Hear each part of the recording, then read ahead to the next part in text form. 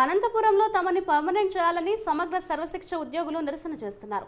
అనేక సంవత్సరాలుగా కాంట్రాక్ట్ పద్ధతిలో పనిచేస్తున్న తమని పర్మనెంట్ చేసి ఉద్యోగ భద్రత కల్పించాలని సమగ్ర సర్వశిక్ష ఉద్యోగులు డిమాండ్ చేస్తున్నారు. తమ డిమాండ్లను ప్రభుత్వం వెంటనే పరిష్కరించాలని, లేని ఎడల సమ్మెను ఉధృతం చేస్తామంటున్న సర్వశిక్ష ఉద్యోగులతో మా ప్రతినిధి సూర్య ఫేస్ టు ఫేస్.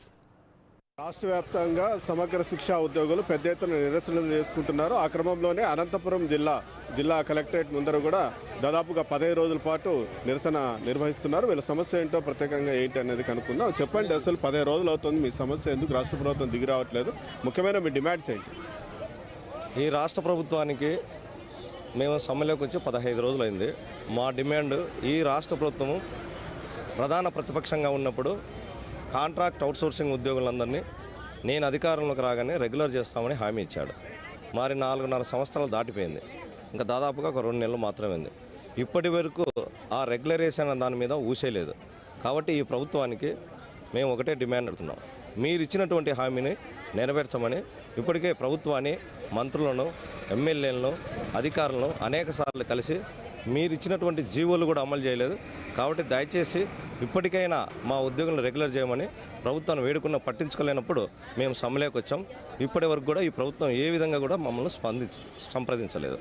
అమ్మా, మీరు చెప్పండి, ఒకవేళ రాష్ట్ర ప్రభుత్వం దిగి రాకపోతే ఈ సమస్యని, నిరసనని పెద్ద ఎత్తున ఏమైనా తీసుకెళ్తారు?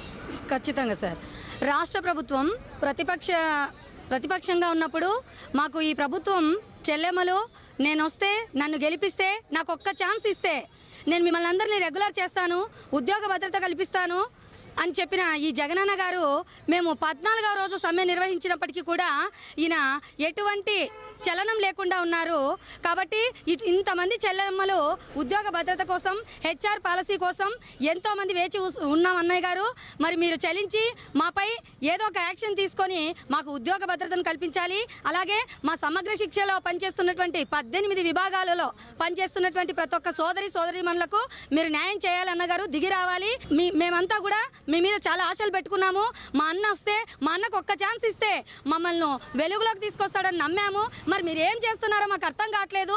ఇప్పటికైనా మీరు స్పందించి మా అందరికీ ఉద్యోగ భద్రత కల్పించాలి, హెచ్ఆర్ పాలసీని అమలు చేయాలని ఈ ప్రభుత్వాన్ని మేమంతా కూడా సమగ్ర శిక్ష ఉద్యోగుల నిరవధిక సమ్మెలో మేమంతా మిమ్మల్ని కోరుకుంటున్నాము. ఇది వీరు చెప్తున్నది. ఏదైతే జగన్మోహన్ రెడ్డి ప్రతిపక్షంలో ఉన్నప్పుడు ఆయన పాదయాత్ర చేసినప్పుడు ఏదైతే సమగ్ర శిక్షా ఉద్యోగులకు ఏదైతే హామీ ఇచ్చారో అది అమలు చేయట్లేదు. ఆయన ప్రత్యేకంగా ప్రతి మీటింగ్లో కూడా చెప్పడం, అక్క చెల్లెమ్మకలు అన్నీ ఏదైతే చేయాలో రాష్ట్ర ప్రభుత్వం తరఫున అండగా నిలుస్తామని చెప్తున్నాడు. అయితే వీరి బాధని పట్టించుకోవట్లేదు.